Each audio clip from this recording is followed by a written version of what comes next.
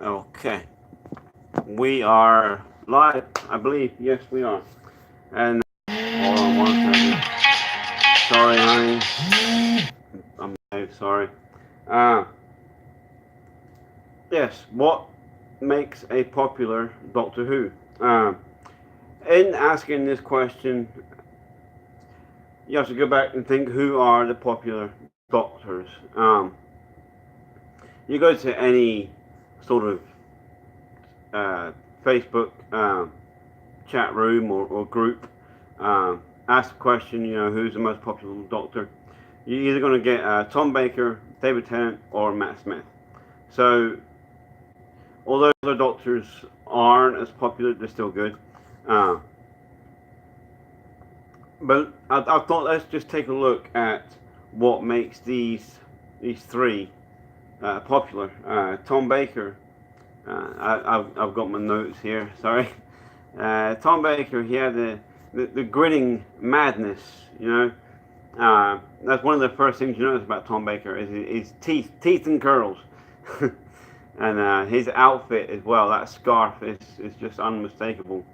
Uh, the wild-eyed, alien, but he was polite, and he was very expressive as well. And yeah, that's one of the sort of 3-4 things that Tom Baker is popular for: the grinning madness, the scarf, the wild eyes, and his expressiveness. And then David Tennant. The first thing you notice about David Tennant is his outfit. Let me just turn the chat on. I'm sorry. Just turn the chat on. Live chat. Sorry, I forgot. Give us a like if you're in the chat, and give us a thumbs up. Give us a hey. Give us a shout.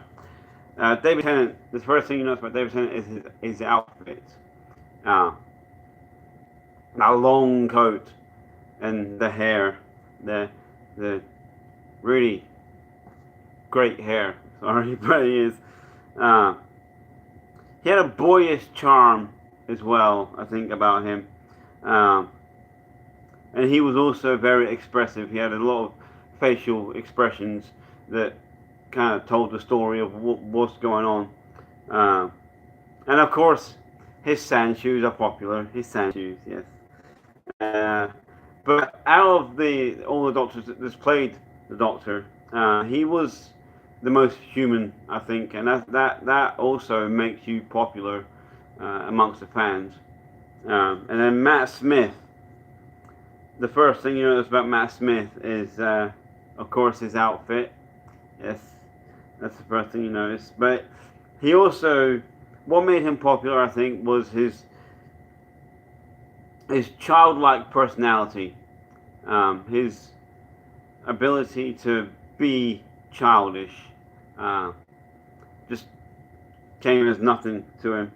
And he was very expressive as well.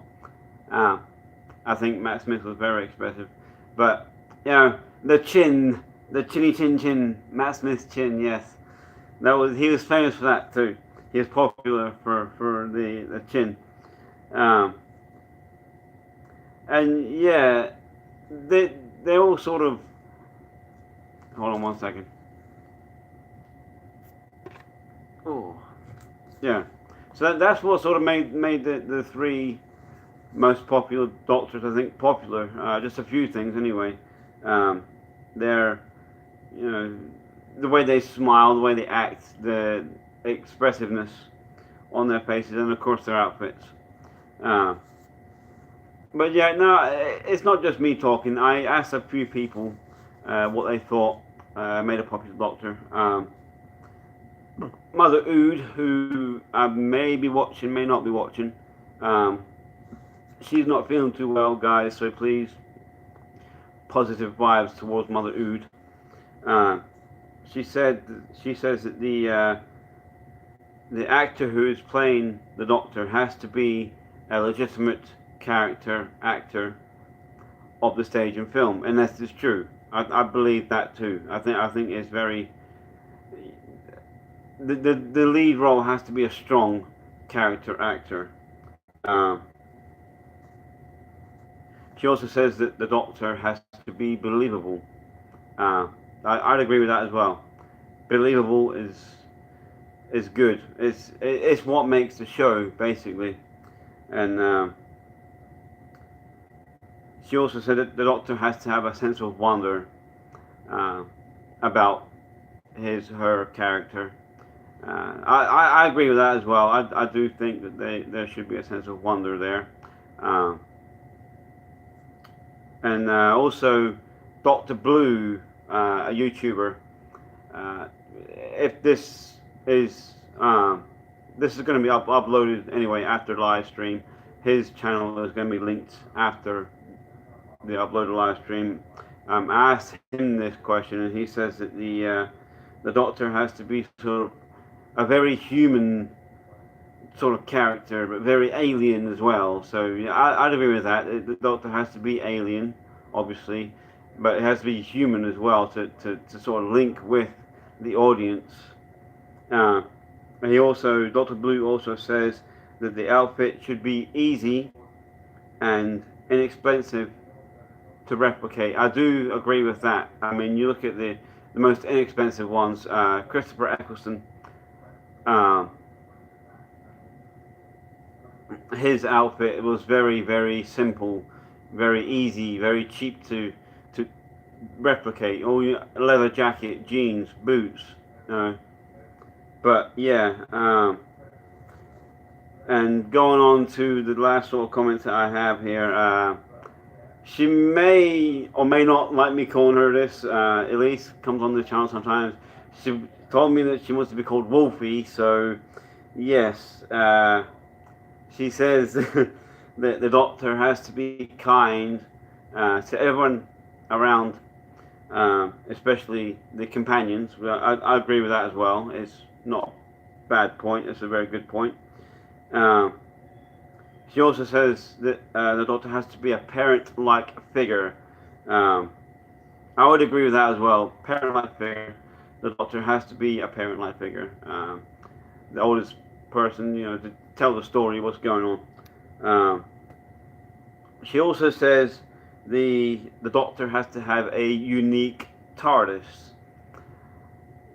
Yeah, I believe that every Doctor should have a unique TARDIS, their own TARDIS. I mean, you look at David. Well, David and Eccleston had the same TARDIS. Matt had two TARDISes. The first one. I didn't like the first TARDIS so much. Matt's first TARDIS. It was alright. I just didn't. It wasn't my taste. Matt's second TARDIS was Cappy's TARDIS, so that one was nice. But I still prefer Eccleston and David's. But yeah, I think every Doctor should have his or her own TARDIS. And she also says that the Doctor should be a strong character. Yeah, I believe that, a strong lead character. We said before, a legitimate character actor of the stage and film is what Mother Ood says. So yeah. But I've written down sort of 10, 11, 12 things here that I think makes a popular Doctor. But first of all, to be a popular Doctor, you have to have good writers. Okay, very, very good writers. The popular Doctors, like I mentioned, I'm only going to do the three. I'm sure there are more, but that's the more popular. Tom Baker, please correct me if I'm wrong in this. His sort of writers, producers, head people, Barry Letts, and then later on John Nathan Turner, I believe. Forgive me if I'm wrong, and if I'm wrong, please do correct me in the chat or the comments. David obviously had Russell T Davies and Julie Gardner, and Matt, of course, had the recently departed, not dead, but recently departed head writer of Doctor Who, Mr. Stephen Moffat. So yeah, I think if you're going to be if you want to be a popular Doctor, I think you should have good writers, good producers, like these people had. David Tennant, arguably for me, that's my favorite era to watch. I don't necessarily come down on the question of who's your favorite Doctor or who's the best Doctor. That's what initially caused this question. But yeah, my favorite era to watch is Eccleston and David, and Mother Ood as well. Her favorite Doctor to watch is Christopher Eccleston, and that also leads into number two, strong lead actor. I mentioned this on my hopes, fears, and expectations for series 11 that I think that Jodie may not be a strong lead, but I think the Doctor should be a strong lead. I think that the actor who is playing the Doctor should be a strong actor, a very strong lead, and I also think that the Doctor should have a strong story arc, throughout each series, with a strong character arc behind everything, like Matt Smith's character arc was he's going to Trendalore. It's a very good character arc, although it got a bit messy in series 6, but that was just sort of halfway, so it made sense in the end. And David's sort of whole character arc was sort of getting over the Time War and moving on. And his story arc was basically acceptance of loss, I think, honestly, but it was still a strong character arc. And I also think that, yes, I do agree, the outfit, I think, should be simple, to replicate, cheap and simple, inexpensive and simple. Eccleston's, simple, cheap. Matt Smith's is simple. Jodie's is simple. We'll get onto that in a different video, but never mind. I also think that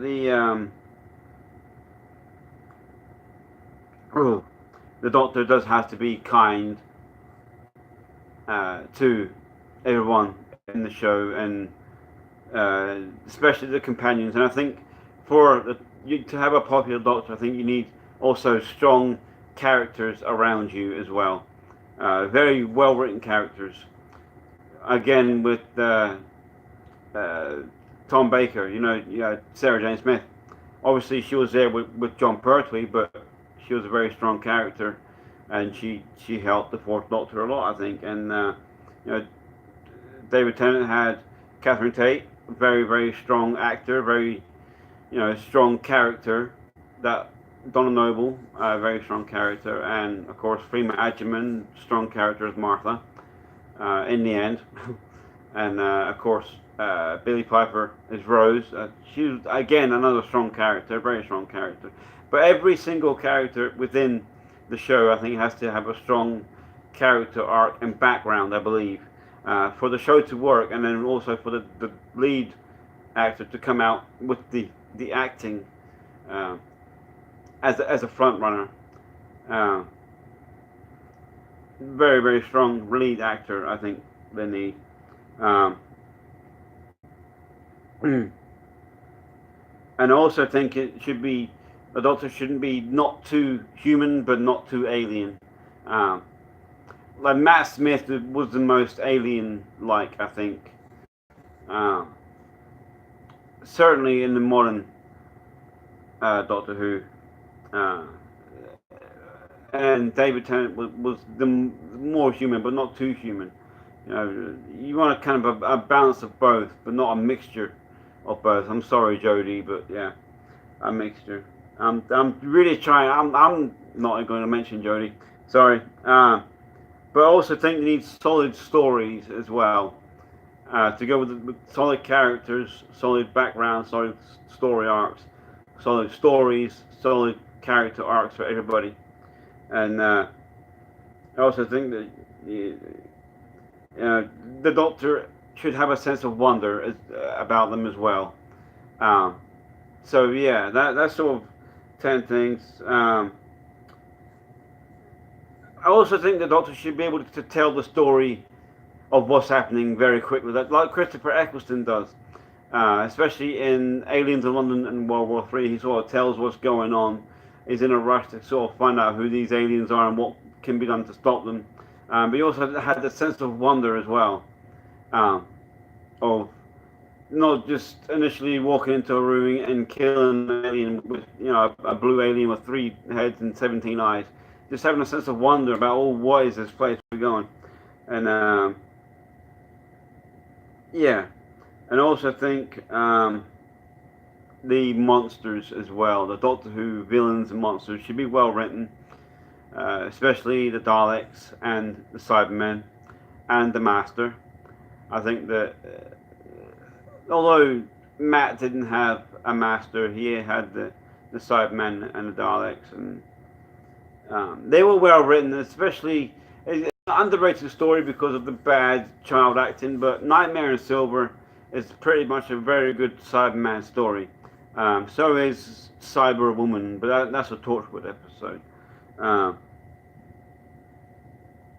And the Daleks as well. Of course, the best written episode we've had since 2005 is the first one, which is Dalek, written by I can't remember his name. I can't remember his name. But yeah, Series 1, Episode 6, Dalek. That's the best Dalek episode we've had.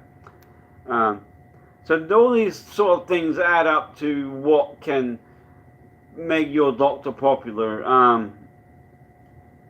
Most importantly, it has to start from the top. You need good, solid writers, good, solid producers, good, solid characters, good stories, good character arcs, good story arcs. And I think that's what makes a popular Doctor in the end. Along with other things like the Doctor being kind to everybody, having a sense of wonder, an outfit that is easy to replicate and inexpensive. So yeah, that sort of thing that's what I think is what it takes to be a popular Doctor. Sorry, and also a good sonic screwdriver. Yes, a good sonic screwdriver. Although some Doctors overuse their sonic screwdriver, it's good to see some Doctors without the sonic screwdriver. Sonic sunglasses. Let's not get into that. But yeah, and also to be a popular Doctor, to be a popular character, you got to be a legitimate character actor of the stage and the film, and that's sort of it shouldn't be said, but it has to be said. The current Doctor, I don't think, is a strong lead. I think that their stories are sort of messed up. That's not what's going to take a popular Doctor. A story arc throughout the series and throughout the Doctor's period, I think would be. It is what makes a Doctor popular. And I gotta say, like Matt Smith, yeah, he is very popular, and there's a good reason for that. He had a very good story arc, although it wasn't executed quite properly. But yeah, it was a good story arc from where he was to Demon's Run, and then to Trenzalore. Demon's Run sort of happened halfway through his era, so yeah. And David, of course, trying to get over he's the one that got over the Time War or moved away from it, but still remembered, how many, and still carried that regret all the way to the end, I think. And he didn't want to go to Trenzalore. I think that was the whole character arc of 10 and 11 was Trenzalore together. So yeah, everyone, they got some really good points there. It's been about 20 minutes, guys, so I'm probably going to get off of here. Don't see anybody in the chat, but hey, I'm going to try this again next week, and next week I think I'm going to talk about what I would do if I was Doctor Who showrunner. In the comments, guys, if you're watching this later, it will be uploaded straight after we stop going live, but it will be straight uploaded. And please do leave a like on the video if you are watching it afterwards, and leave a comment below. What do you think makes a popular Doctor? And maybe we'll do another take 2 of this as well. But yeah, also guys, leave a comment below what you think you would do if you were Doctor Who showrunner. And until we see you again, guys, always try to be nice, never fail to be kind. And thank you for joining in.